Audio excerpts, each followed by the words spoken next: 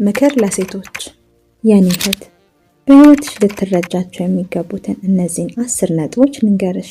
አንደኛ፣ ከሁሉ የከፋው ጠላትሽ ራስሽ ነሽ። ያለ ልክ እንድታስቢ፣ በራስሽ ላይ ያለሽን እምነት እንድታጪ፣ ዝቅተኛ የራስ ግምት እንዲኖርሽ፣ የስሜት መዋዠቅ እንዲገጥምሽ፣ የራስ ምታት እንዲፈጥርብሽ የሚያደርግሽ ነው። ከሌሎች ፍቅርን ከመጠበቅሽ በፊት በመጀመሪያ ከውስጥሽ ራስሽን መውደድን ተማሪ። ሁለተኛ፣ ሁለታችሁም በግልጽ ግንኙነት ጀምረናል ብላችሁ እስካልተነጋገራችሁና እስካልተስማማችሁ ድረስ ከአንድ ወንድ ጋር በፍቅር ግንኙነት ውስጥ አይደለሽም።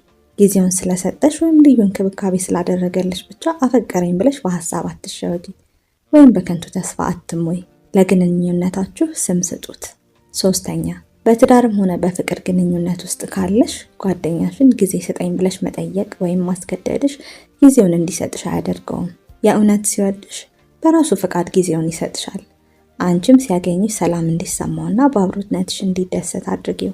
አራተኛ፣ ትክክለኛው ሰው ወይም ሚስተር ራይት የምትይው ወንድ ምርጥ ማንነትሽን እንድትሆኝና እንድትፈኪበት ምቹ አካባቢን የሚፈጥርልሽ ነው። ስለዚህ ይህን አካባቢሽን ወይም ሰውሽን በጥንቃቄ ምረጪ። አምስተኛ፣ የሌሎች ሰዎችን ባል በፍጹም አታመንዝሪ። በነፍስሽ ትጠየቂበታለሽ። በስጋሽም ቢሆን ላንቺ የሚሆነውን ትክክለኛውን ሰው በዚህ መንገድ በፍጹም አታገኙም። ስድስተኛ፣ ያ ትክክለኛ ሰው የምትይውም ቢሆን ሊጎዳሽ ይችላል። ልዩነቱ ግን እርሱ አንቺን ሲጎዳ ራሱም ያዝናል፣ ይጎዳል፣ ከልቡ ይቅርታ ይጠይቅሻል፣ ድክመቱን አምኖ ይቀበላል። በተሻለ መንገድ ሊወድሽና ሊንከባከብሽ ጥረትን ያደርጋል። ፍቅር በሂደት የሚማሩት ነገር መሆኑን አትርሺ። ሰባተኛ፣ በዝምታ ማኩረፍ ወይም መኮራረፍ ምንም ነገር አይፈታም። አጋርሽ ያስከፋሽን ወይም የጎዳሽን ነገር ካደረገ የተሰማሽን ቅሬታ ወይም ሐዘን በግልጽ መናገር ልመጂ። እንዲሁም እንዴት በተሻለ መንገድ ሊወድሽ እንደሚችል አስተምሪው።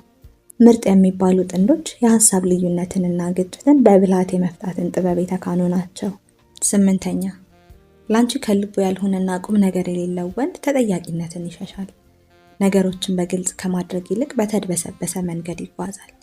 እንዲሁም አንቺን ከሰዎች ይደብቅሻል። ከእንዲህ አይነቱ ሰው ጋር በፍጹም ሩቅ አትዝለቂ። ለቁም ነገር የቆሙ ወንዶች ተጠያቂ መሆንን ይፈልጋሉ። ለገቡት ቃልና ለሚወስዱት ኃላፊነት ዋጋ ይሰጣሉ። የገቡበትን ነገር ለማሳካትም ይጥራሉ። ኃላፊነትን አይሸሹም። በአጋራቸውም የእውነት ይኮራሉ። ዘጠነኛ፣ ለአንድ ወንድ ማርገዝሽ ለአንቺ ቁም ነገራዊ አመለካከት እንዲኖረውና የህይወቱ አካል እንዲያደርግሽ አያስገድደውም። ስለዚህ እንዳትሳሳቺ። አስረኛ፣ ማንነትሽን በቅጡ የማታውቂና ያልተረዳሽ ሴት ከሆንሽ የምትገቢባቸው የፍቅር ግንኙነትም ሆኑ ትዳርሽ ውጥረትና ውዝግብ የበዛባቸው ይሆናሉ። ራስሽን ማወቅና መረዳት ሙሉ በሙሉ የአንቺ የግል ኃላፊነት ነው።